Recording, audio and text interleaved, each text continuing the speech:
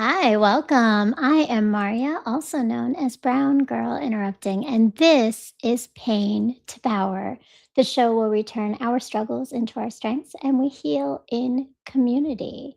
So, when I started this show, it came from my own need to make sense of pain. I was living through so much of my life carrying things I had not fully faced yet, some loss, disappointment, heartbreak, the weight of who I had been taught to be, and the quiet ache of not fully belonging to myself. But what I've learned, both in my own journey and through these conversations, is that healing does not arrive because we reach a certain age, a certain title, or a certain point in life where everything finally makes sense. Healing begins when we get honest. It begins when we are willing to face ourselves, to tell the truth about what we have carried, what shaped us, what hurt us, and what no longer gets to define us. And the truth is, so many of us keep moving. We survive, we push through, we accumulate pain and patterns and stories, and we learn how to function inside them so well that sometimes we don't even realize how much of our life has been built around avoiding what needs to be faced. But freedom, that comes when we stop running from ourselves. Peace comes when we are finally willing to sit with our own truth, to understand it, to hold it with compassion, and to choose differently because of it. That has really been my journey. And it's why I created Pain to Power, to make space for the real, messy human stories behind people who appear to be and sometimes remind us that healing is always possible, not just when we're young, not just when life is easy, but at any age, in any season, when we decide we are ready to come home to ourselves. So tonight's guest embodies that so beautifully. Her story is one of reflection, truth telling, and the courage to face what has shaped her so she can live with more peace, more clarity, and more freedom. This is a conversation about what it means to heal in real time, to release what we have been carrying, and to trust that there is still something beautiful waiting for us on the other side. So please give me a very warm welcome to my guest, Sandye Lomax. She is a wonderful soul, beautiful Real. person, and the author of the book Live, Learn, and Love Smart. Welcome, Sandy. There we Hi. I can't hear Hi. anything. Oh, you can't hear me. Okay. We're just going to make sure that we got our volume working. Okay. Well, Sandy is coming I to can't us hear this. today as, and we're going to figure out these technical things. Sandy is coming us today as the author of the book Live, Learn, and Love Smart. And I'm really excited because she is going to be sharing her amazing story and journey of healing at any point in her life that she has had. And so, as we're waiting for some technical things to get settled, I love it. I've already got some folks in the chat. Welcome, Kevin. Kevin from Substack says, "Hi, Maria. Happy Women's Day to you and your guest. Thank you so much. It is. It is Women's History Month, and we're starting off with a powerful woman who has made some big decisions in life because we can always turn things around, and that is what Sandy is showing us and sharing with us. And just a reminder, if you haven't done it yet, to subscribe to this channel. This is Brown Girl Interrupting on YouTube. If you're on the iRant network, if you're the Ranters Union, please make sure that you are subscribing, that you hit the bell to get all the notifications. We come on Sundays at 8 p.m. And these shows are all brought to you in association with the iRant network. So I love it. And I think Sandy's coming back in to join us. Hey, hooray! I Yay! know, right? Yay! I was like, I don't know what's happening now. It's okay. Look, we go with the flow. This is life, isn't it though? This Right? is life in a It, nutshell. This is absolutely, right? This is this this is what this is what it is. is what it is. Yes. Well, Hi. I am so glad you're here. We got our tech figured out. And I know that, so our story is that you and I have been hearing about each other for years and years and years from a common best friend that we have, our bestie, Michelle McNeil, whom we Yes, love. Shout yes. out to Michelle. Shout out to And our bestie. yes, and she's amazing. So, but for those who are just meeting you tonight, um, who is Sandy beyond maybe what someone might Google about you? Oh, wow. I mean, we just gonna jump right into it because Well, we're gonna go to all the layers, but oh, just a quick, who is Sandy? Like what are some oh, of the key things we should know? that's so that means so much to me right now to for that to just jump right off and be the question entering in. And I say that because I will be 54 in April, and thought I always thought I knew who I was. And I just finished having this experience that I will tell you about, and I call it doing the work, and it's called the mirror work. But for the first time, I really feel like I actually know who I am outside of who I thought I was. For so long, I have been answering to the nickname Sandy, and so I've had all these achievements under the name. I've had the failures, the success, the heartache, the pain. And now I can actually say that I am Sandria, which is the beautiful birth given name by my mom. May she rest in peace. But I am now learning to identify with who I actually am. I'm like embracing this new identity. So I am Sandy. I am a 53-year-old woman going through menopause and midlife. I am an author. I am a creative. Um, and I am a licensed cosmetologist, esthetician. But more importantly, I would have to say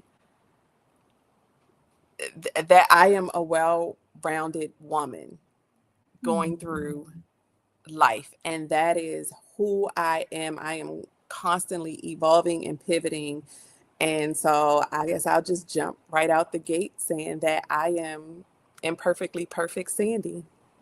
Oh, I love it. I love that intro, and I love that you jump right in, right?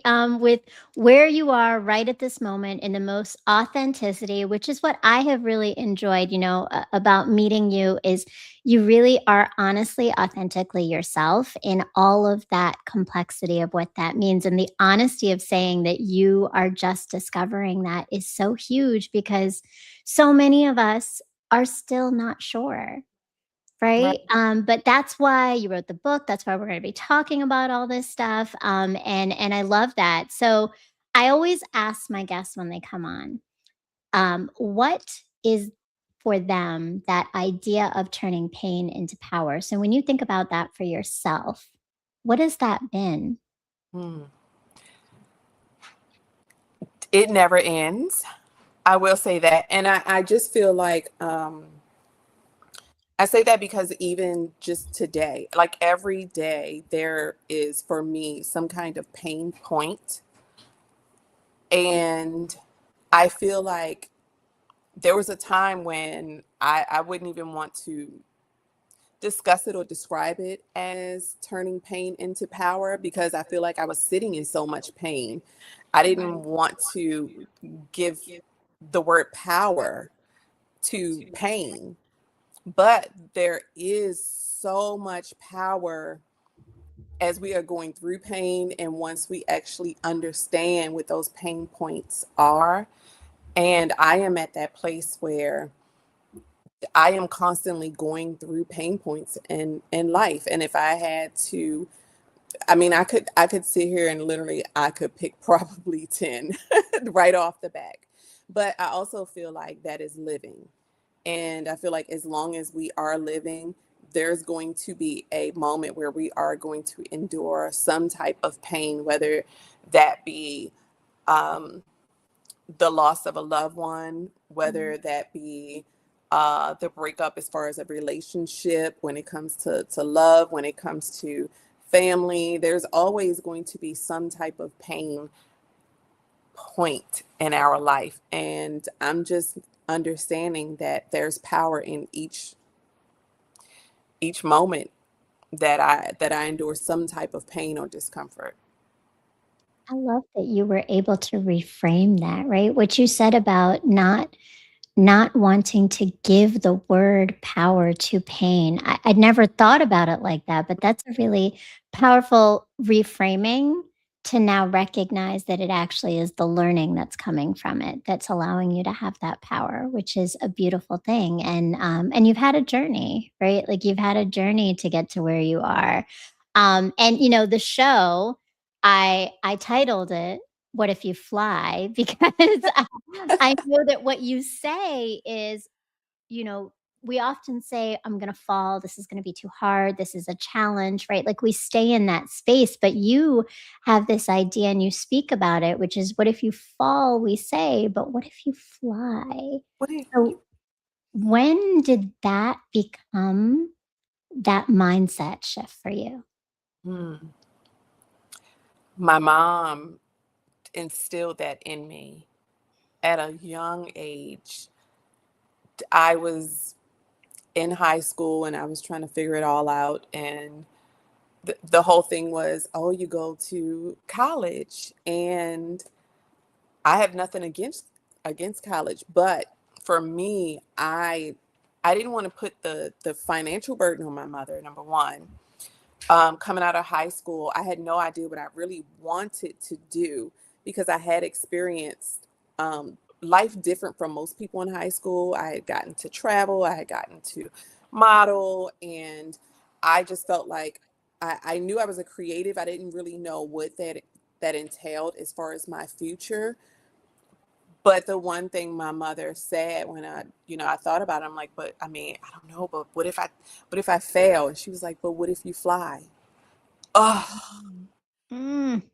Mm. and just in that moment of saying it, it's like I can hear the words coming out of her mouth, and that's always stuck with me. And she wanted so much more for me than what she had experienced in life, which is most parents. They want more for their children. And that was the whole thing is okay. Leap. And every time I leaped, she was there for me. She supported me. She wasn't the mother to say, I don't think that will work, or oh, that's not really considered a job, or that's not considered a career. She let me leap. She allowed me to leap, like a bird leaving the nest. And it's like, well, that's how I started looking at life. And that became, I would say, part of the entrepreneur spirit too, because, Mm. there's no promise in it. And it's taking a risk, no reward. And so that's my thing is leap. I mean, hey, everybody around you can tell you, oh, you won't be successful at that. Oh, you'll fail at that. Oh, somebody else tried that, it didn't work. And it's like, okay, well, hey, if I'm falling on the way down, maybe my wings will spread and I'll fly. But that's for me to take the risk and try. I love that, right? Like, what if you fly? The power of that, the liberation of that, and that release to just leap Yeah. and try, which is something that I think holds us back. And I think the older we get, the more that holds us back. And I do wonder, like, had there been moments in your life where it was harder to embrace that? Oh, yes. Yes, yes, yes. I mean, anytime, especially at my age, when I look back, when you're younger, you can take certain risks. You know, I have never bared a child. Like I haven't been in the role of parenting. And so I have been able to take some risks that maybe some people haven't been able to take because it's always been based on, okay, well, if I F this up, it's going to be on me. But there were some times when, I would say, oh my gosh, what if, what if? Mm. And that's why I've learned to change my words, and I've learned to view my own words differently. My what if 20 at 28 was different from my what if at 53. Mm. You know? Yeah, no, and I appreciate again like that mindset shift is words, those words that you're saying to yourself. So if we were to go back a little bit, you mentioned your mother and my condolences to you. I know that was a big loss, recently for you. But there's a lot that also shaped you. I know that you shared about your relationship with your father and the loss of your father. So thinking about how your childhood has shaped a little bit of also, you've got these messages from your mom, but there are other pieces of you that have shaped who you are today. Tell us a little bit about those relationships and that dynamic between you and your father and how that holds in your life now. Ooh, that's it's so deep because again, it wasn't until I was an adult that I really, really understood the connection that I had with my father. I was a daddy's girl. um, and I feel like at such a young age, and losing my dad, he passed from heart failure, his third heart attack. And I was so attached to his hip whenever if he went bowling. It's like, I want to go with daddy. I want to go with daddy, whatever it was. But also remember, and my dad was actually, he had two jobs. So I got to see when a man feels like I have to take care of my family. Mhm. So as a young girl, I really, again, I did not understand what I was even learning. But he was a trash truck. He worked for the trash truck company, and then he also stocked groceries in the evening. Um, and I remember when he had, like, after the first heart attack, I remember coming downstairs and hearing like this banging on the wall. And I'm like, Daddy, what are you doing? And he was building shelves in a little pantry that we had. And when he would work at the grocery store, he would get canned goods and he would stock them. And his whole thing was to make sure if he did pass away, that my mother would be able to feed her children. So even if he had gone on, he would still be supporting us. And when my dad passed away, I realized that I was yearning for a father figure as I was getting older and getting into my teenage years and just started dating guys that were a little older than me because I was drawn to the idea of that support, that protectiveness. Mhm. And as time went on, you start thinking about, oh, this is how my relationships are shaped. That can come with the good and the bad. That can come with, okay, I'm looking for this and what I saw in a man and what I know a man is supposed to do, how he loved my mother, how he cared, for his children. And then on the other hand, when you're so focused on thinking you're supposed to look for those things, you can easily get swindled into the wrong Yeah. things. And there were times when I was looking for just someone to protect me. But sometimes when people know that that's what you're looking for, they can prey on the total opposite of what you are seeking. So I feel like there were a lot of pivotal moments growing up in relationships and understanding, wow, I never really understood just what an effect my dad really had on me and how it would shape and mold me as I grow into a young woman, into an adult. Yeah. So that's Mhm. but I also remember too, and this is I think a story I talked about in my book, but when I was younger, and you remember back in high school and we used to sell candy bars, and if you sold enough candy bars, then you would win a certain prize. And I Mhm. wanted a pink comb and brush so bad. And I remember going to my dad's job with him, and him walking around, and all the trash trucks were lined up. And I remember him talking to all of the guys there saying, you have to buy my daughter's kid, you have to buy the, and they were just buying the candy bars just so that I could win. And I did. I got my pink comb and brush. But again, just having a dad who supported me, um, and seeing, I can't call that the entrepreneur side, but just seeing the hustle in, okay, if this is what you want Mm. and this is what, has to be done. And so all of those things just stuck with me. Sometimes it's just the little things that we don't understand are shaping us in our mindset as we are growing, and playing a major part on the decisions that we make in our lives. Absolutely, right? The impact of those people in our lives. And it's funny, right? It sometimes it takes moments in adulthood to recognize them when they start to come out, right? And to So trace them back to whom it was that really yeah, started it. But yeah. there's so much that I feel like you keep talking about that has been nurtured in you, right? The entrepreneurship, this idea of leaping, like, and protective, wanting that protectiveness and that love. When you think about, though, like what the patterns are that you tended to still gravitate towards, you mentioned older men, you mentioned some of the protectiveness, but what are some of the things that have conflicted in the patterns of what you've ended up accepting in your Mhm. life versus what you were seeing in your home with your parents and between you and your father relationship? Mm, let's see. Let me see which situation do I tap in tap back into. Um, Gosh, probably every relationship I had, and I've always been in long-term relationships until the one that I am in now, is definitely, I feel like this is it. This is my life partner. And I get it. I got it. I get it.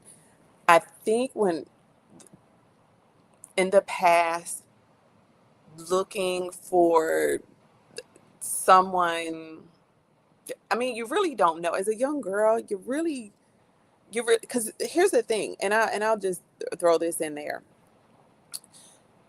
You really don't have a male when you don't have a male figure to talk to tell you no, yes, no, yes. Like I remember when I was in, oh gosh, it's elementary school, and there was this young boy, and he wanted to walk me to school. And my dad is like, no, no, there's nobody walking you to school. And I haven't met him. And mind you, I mean, this is elementary Mm, school. Um, and I remember, you remember back in the day, if you got in trouble, you had to write on the chalkboard, mm, like 100 times or on a piece of paper, I will not do this. I will not do this. I will mm. not. Well, the little boy was like, oh, well, you got to tell me you love me 100 times. Okay. Like what? But I remember sitting on the phone and I said, I love you. I don't know what love means. I mean, this is Right, right. Elementary school. back when you dial a phone and it rolls around and you got to wait for the next number to roll it back around. And I just remember like a click in hearing a dial tone.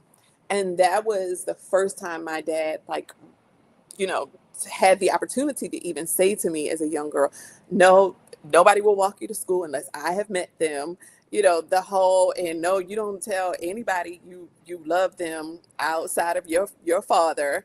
And so it was then when I was like, oh, okay. And then as I started becoming a teenager and getting into relationships, I feel like there were times when I fell into the loop of wanting to be in the in crowd.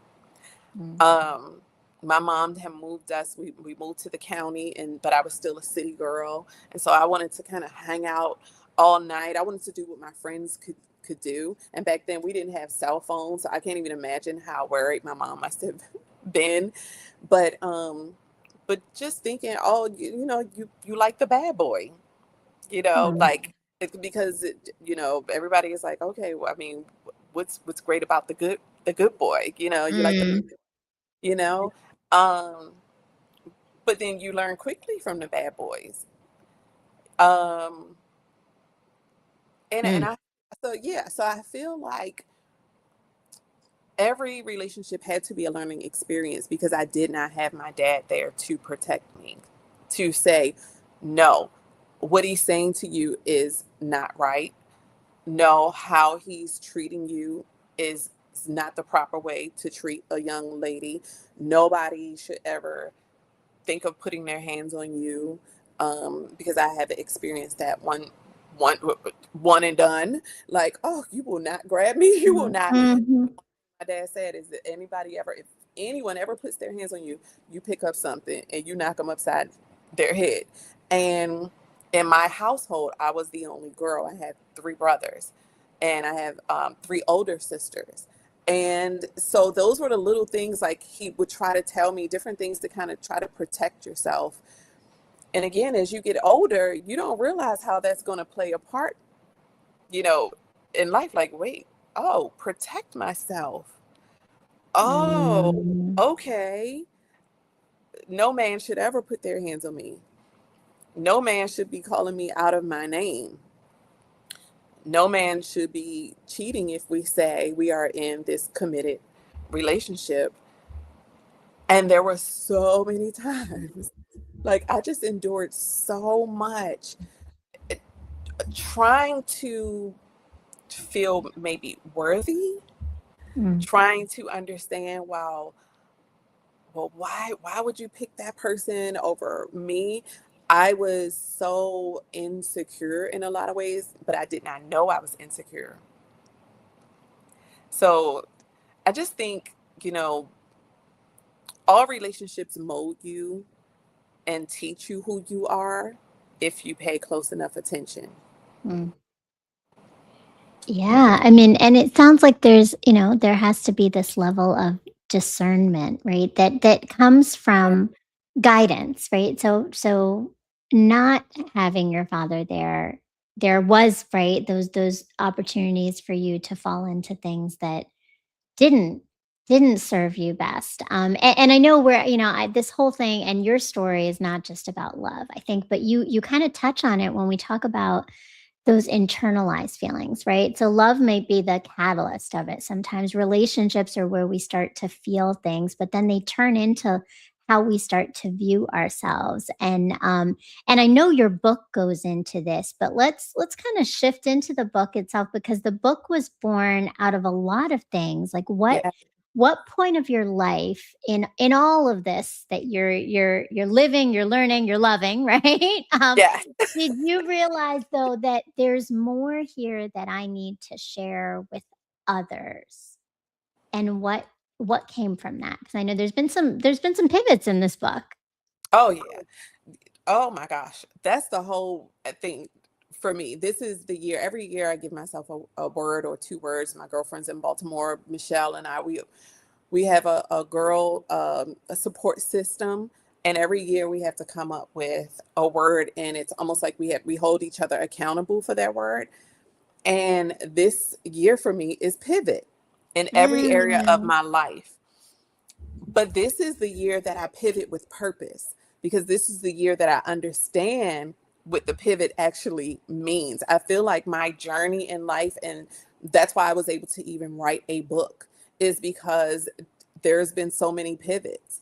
And it really, really went back to my nieces, feeling like I wish I had um, somebody to talk to me about certain things, or explain certain things, or share their experiences, the good, the bad, and the ugly. And so I really felt like, okay, I have a voice, and everything that I have been through is not by accident. It may have been painful, some of it, mm, um, but then how do I turn that pain into power and purpose? How do I sit and say, okay, these are my experiences, the good, the bad, and ugly, and I'm not ashamed of them. And the whole point of me going through them is to share it so that maybe it will help somebody else when they get to their pivotal moment and they have to embrace certain situations that may be similar. And that's why I put a page in between each chapter, because it's not I was telling my aunt this, I'm like, it's not a read through book. It's a pick me up, read me when you need me, put me down, pick me up, and where you can relate, then you get to journal in Mm. it. And that's how I wrote it. And so I'm glad that people are embracing it that way. But yeah, I mean, the pivots, Mm. I I can't say, oh, there was a pivot at 20, there was a pivot at 30, there was a pivot at 40, because no, there was a pivot at 20, there was a pivot at 22, there was a pivot at 24.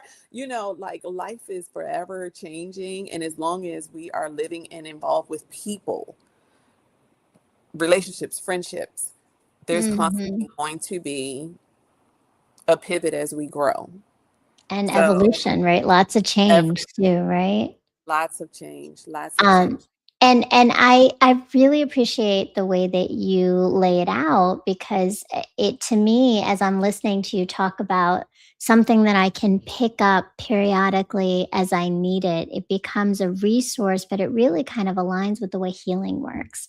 Healing is not just a run through it and you're done, right? Like healing is a pieces that you start to discover about yourself along the way, pain that emerges out of moments that you weren't expecting and learning from them, right? So to have a book that you can pick up as you need in that process Right, and journal and I know there's some other elements to the book itself you can tell us about, but like all those things then make it, accessible and the path that I think a lot of people are on and wanting to be on right now.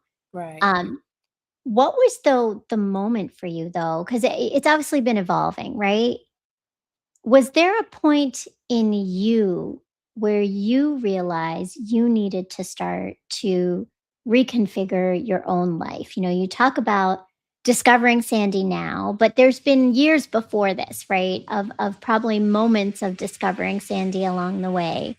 Yeah. Um, what what were some like maybe what was that last pivotal moment that Mm. really opened up your eyes to, I gotta make some big shifts here.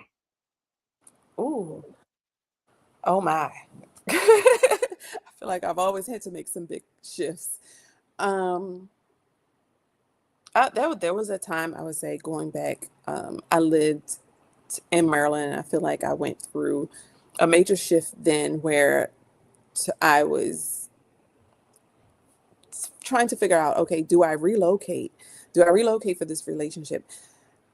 And I relocated to New Jersey. And then I realized, and I write about this in my book, I realized as time went on, I had given up so much of myself because I was so focused on wanting to be in a relationship where there was love, and I thought maybe I would get married and I would have kids and I would follow in my mom's footsteps. And it didn't go that way. And when I looked up, I'm like, oh my gosh, I am going into my 30s, and the doctor is telling me that now I am high risk if I don't think about having kids Mhm. like immediately. And the pressure that puts on a young woman is, it's very heavy, because Mhm. we are living in a world where, there are a lot of traditions, and it's, oh, you get married, then you have the baby. And when life doesn't go that way, as a woman, you find yourself stuck trying to make the right decision for yourself, but you're mentally trying to people please because you think you're going to get judged for making the wrong decision. Mhm. And I found myself at a moment where I said, "Oh my God, I really am waking up, looking in the mirror, and I am disliking who I am because I am staying stuck in something that I want to grow in the ways that I need it to grow. And when I'm waking up, it's like almost like waking up and it's another year gone by. And then I wake up and then it's another year gone by. And I finally had to put my foot down when it comes to me, not to somebody else, to say, okay, this is not what this person wants right now, but Mm. this is what you want right now. How many more years do you give to somebody else to please someone else? And you're starting to resent yourself. And so going into my 30s and shifting and moving to Atlanta, the shifts just kept coming. The shifts just Mm. kept, they just kept coming. Um, and again, you're evolving because then you're like, okay, well, now what do I want? What am I looking for in a relationship? And then I found myself shifting where there was a time when I was like, well, I don't want to get married right now. I don't want to have kids unless I know that I know that I know. What if I had kids in the last relationship and I'm not even in that relationship? And so I toggled with a lot um in my years of relationships and life Mhm. and understanding what I wanted sometimes in that chapter. But And yeah. no, and I appreciate that because I think, you talked about choosing you. Choosing you is a hard thing, and you talk about how, like, you have to break what family wants of you. You have to break what the partners want of you. You have to break what society is telling you of you. Like, Mhm. that's a huge thing to shift those narratives that have been internalized in us by, and not necessarily negative things, but if they don't fit us, right? Like, that's really, really big. And what I want to know, and I know you've made a lot of shifts all the time, but as you've done those shifts, what's changed about you? Like, tell me about the liberation or the freedom that comes from the shift. Because we talk about the pain, but what's the power in that you've been walking away with each time? Oh man, I feel like each time I gain a piece of me because it's like you said there sometimes it's not even about the pain, it's not about somebody else where it may be a negative thing. It may be that we just aren't on the same page at that point in time. It doesn't mean this person loves you any less, or it doesn't really mean that I love myself any less. It's just really always trying to be in alignment with self. And I Mm. feel like each chapter, the liberation is understanding what I don't want. It's like, okay, I have these blocks on the table and I get to actually like play with them and I get to say, okay, well, nope, don't want that one. That doesn't fit, into my puzzle. Push that over here. And each time it's like, oh, I'm getting closer and closer to completing this puzzle. The puzzle is me. Um, and I posted a picture one time. I'm getting into this AI thing, but it was so interesting that, um, I was asking it like how it saw me, and it pieced together a puzzle. And for Mm. me, it just made sense because I feel like I'm constantly putting pieces in. I'm figuring it out as I go along, and that's so liberating.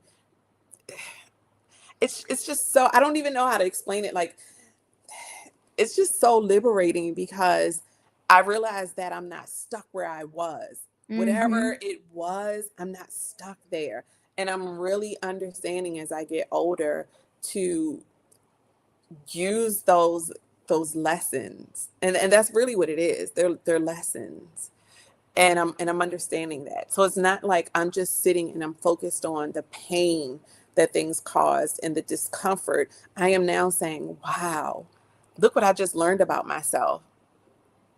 That's such a great feeling because that you're evolving. You know that you are Mm. growing from it. And how else do we grow if we don't get the lessons in it? Absolutely. I mean, no, we don't, right? Like, we have to get the lessons. That's part of that pain to power journey, is to walk away knowing better, to do better, right? And to your point, knowing ourselves better.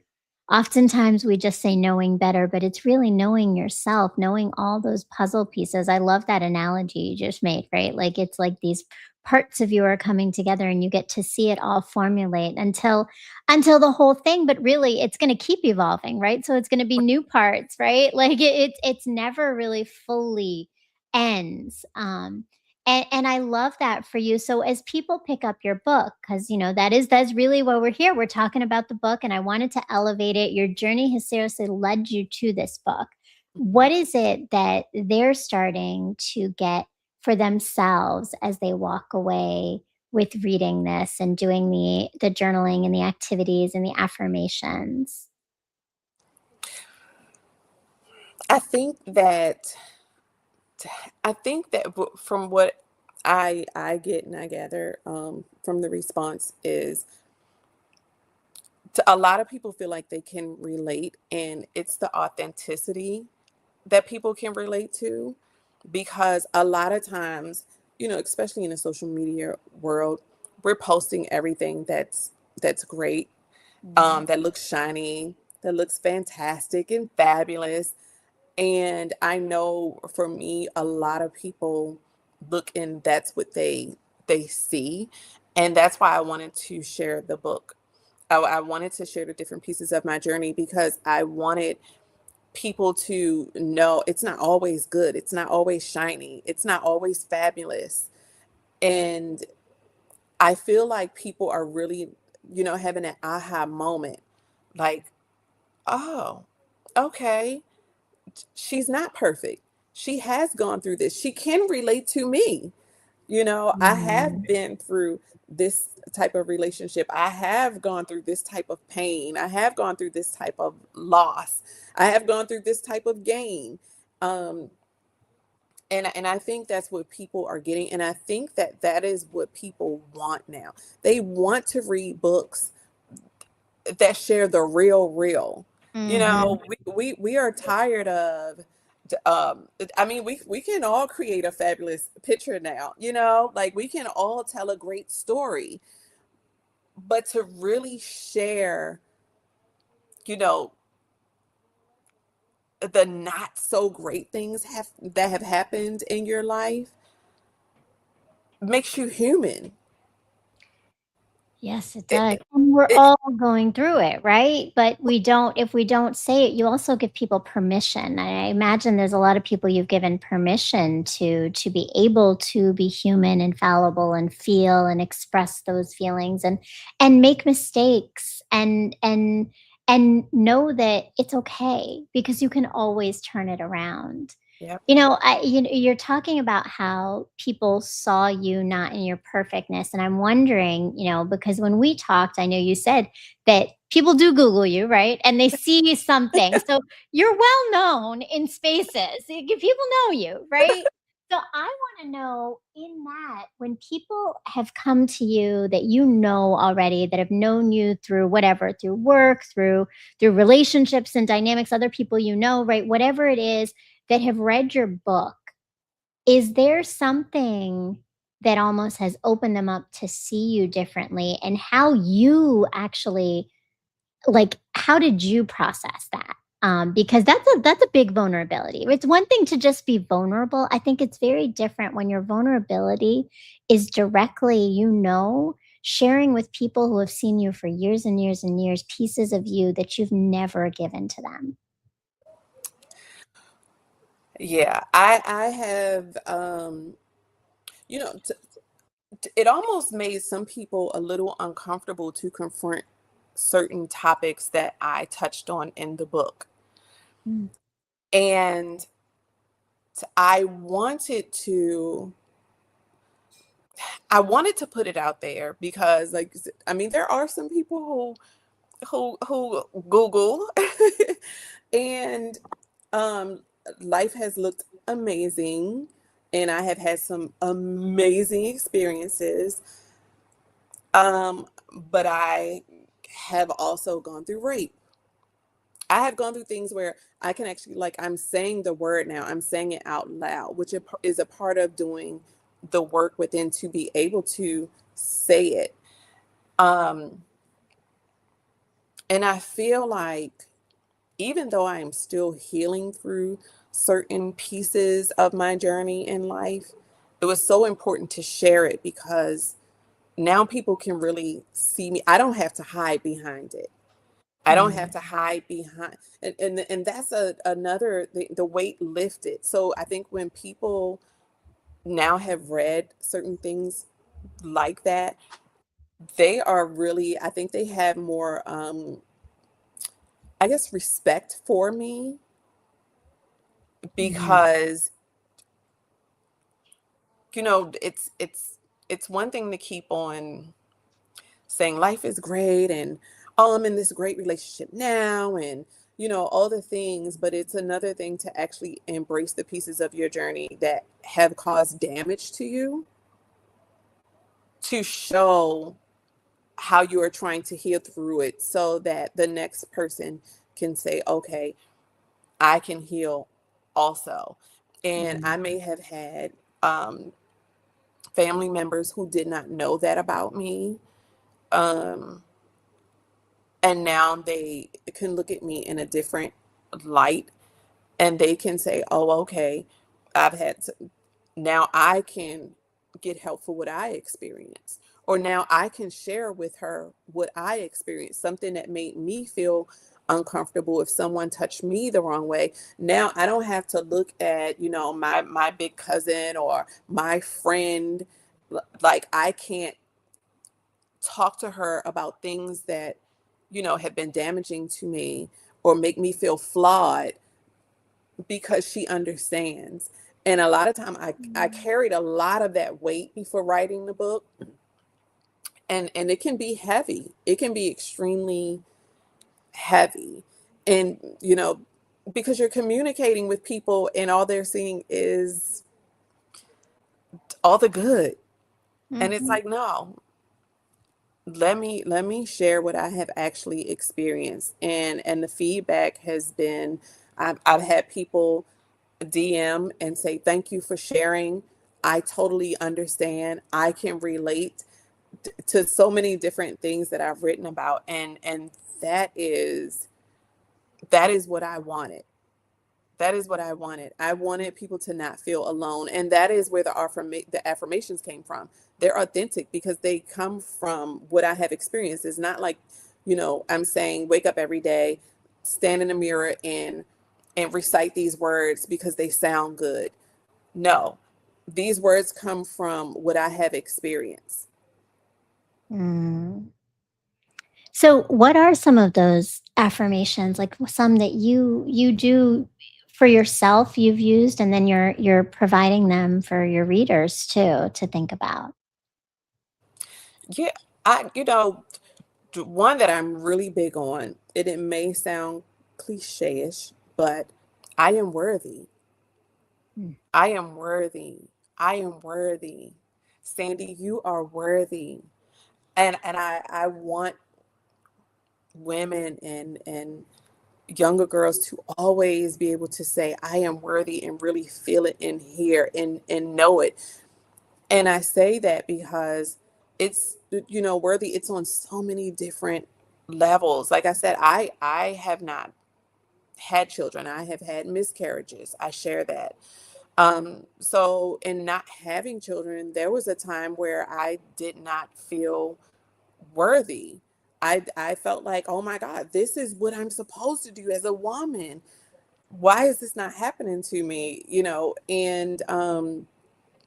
And so that is one of the affirmations, is that always understanding that, certain things may not have been according to your plan.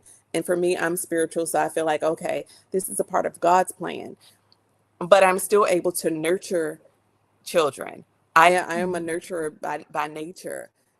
As a woman, I am still able to love, and so it doesn't make me any less worthy of a person because I have not had children.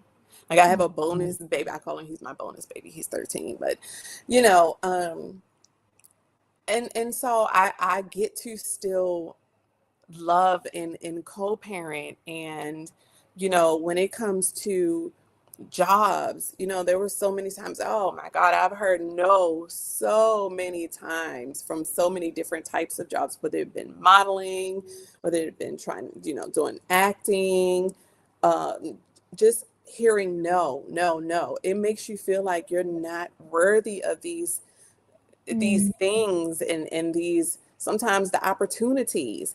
And it's like, no, it's just that opportunity is just not for you at this time. You are still worthy. So that is probably one of my biggest affirmations.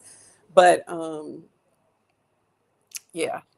That's a groundbreaking one, though, because I think to your point, we so often slip into that. And it sounds different in every way. People pleasing is that feeling, right? Like giving up and sacrificing is I'm Yep. not worthy. Like I'm not worthy is the foundation feeling that leads us to make those decisions that then we sacrifice our own needs for other people. Or we don't think we deserve the same things as everyone else, right? There's something wrong with us, there's something broken with us, and that's that like, so I love that, and I love that you elevated that because I think it is simple, right?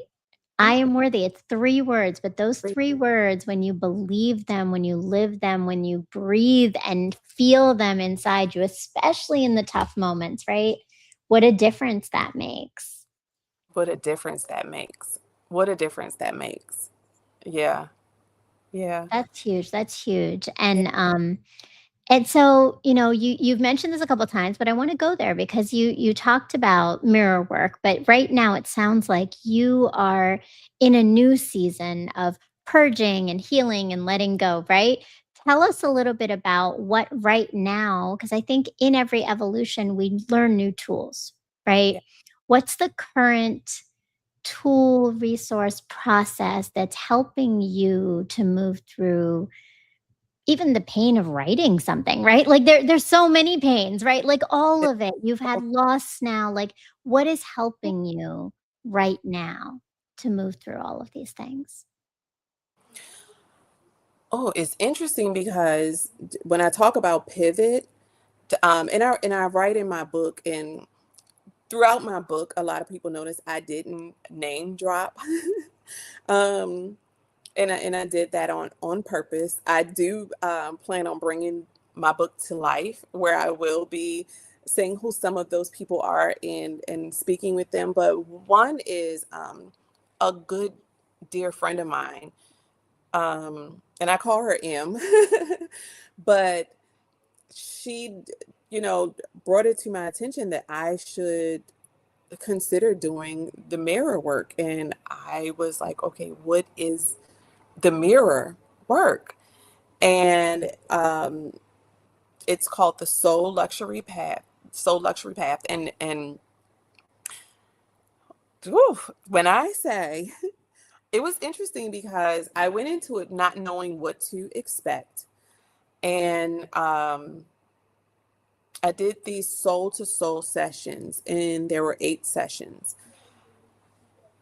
And I really, really, really, I would say probably about 6 of them, when it was time for me to hop on, I did not want to. And here's the thing, I did not want to because life was beating me down all the way up into that that moment of having to log on and do the mirror work. And the mirror work is um basically you aren't on a Zoom or a face to face. It's just a voice, and the voice is really reflecting your voice. And it was just it was mind blowing because up until the minute I did not want to show up because I was tired, I was exhausted mentally and physically. And then it made me realize, wow, but if you don't cross over this minute and show up, you are not showing up for yourself. And I would push myself, almost like getting to a finish line, and I would push myself into it. And every time I did a session, I left feeling so rejuvenated. I left feeling like, wow, I actually sit and I heard myself, the questions and the reflection and different things that I was dealing with and having to get to the root of it. And it's perfect timing for me, because when I say probably 2 weeks ago, had you asked me these questions, I would probably not be confident in my answer. Mm.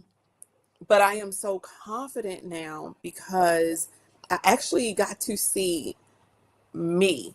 Like I said, in all my my years of living, this is the first time that the mirror work, the experience of actually getting to sit with me and holding myself accountable and understanding why I had certain patterns that I had developed for so long that I didn't even know they were patterns. And and one of my patterns that I learned in doing the mirror work is I lived in the what if. When we talked about what if, I Mm. lived in this what if zone. And as life, started just dealing me shit here and there, like keeping it real, I started creating. My mom would always say this saying, and it was more of a joke, but now it's not, because I get it. Stop making a mountain out of a molehill. Don't make a Mm. mountain out of a molehill. And I wish I could call her, but I know she knows now that I get it. There were times when, let's say, I may have left a relationship or relocating, and I felt like I left things behind, or somebody was able to take things from me, and whether that had been a job in the entrepreneur life. And I realized that I started piling things on, and I was a people pleaser. I'm Mm. out, but I've been a people pleaser all my life, and I did not understand the pattern of living in what if, and constantly adding on things to my life just in case this happens, I have this. What if this Mm. happens? I have this. And I've been just creating this molehill that I realize now I'm not going to get it down tomorrow. I'm not going to, but I'm going to keep chipping away at it. But I have created it. And even in people pleasing, I realized that even since my dad had passed on, just constantly trying to please people again, to put myself in a place of feeling protected, or feeling like I have to do this or do that so somebody treats me right. I Mm. realized that I was an overgiver.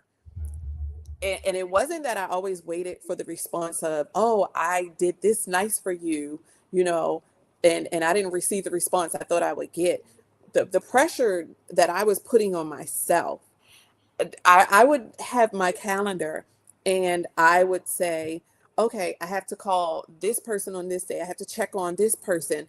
Oh, I want to make something creative for this person. I always feel like when I'm gift giving, if I really tailor it to who you are, then you will realize just how special it is, or that I really Mm. thought to you, the person. And what I realized is I had this whole calendar of things to do for everybody else. And when I didn't get to do it, I would take it and I would slide it over to the next day, or I would slide it over to the next week. I'm going to get to that. I'm going to get to that. And I would feel so disappointed when I didn't get to it. But the mirror work helped me to really realize and sit back and say, Sandy, these people don't even know they are on your calendar. You Yeah. you you are walking daily in disappointment and beating yourself down because you did not do something for someone who doesn't even know that you were trying to do something for them. And it sounds so maybe minute or small, but it was so big for me because, like I said, I was putting it on my calendar. It was on my to-do list Right. for others.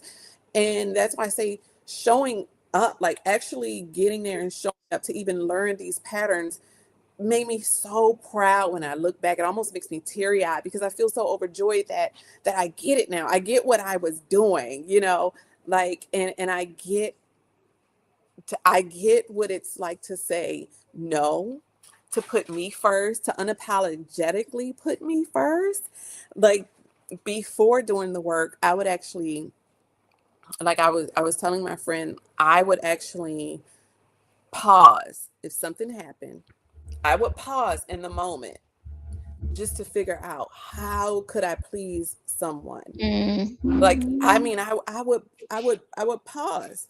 And I say that because now when I pause, my pause is thinking, how can I please me? What am I going to do that's best for me? I never sat in the pause moment and really considered me. At Yeah. 53, I am just getting that.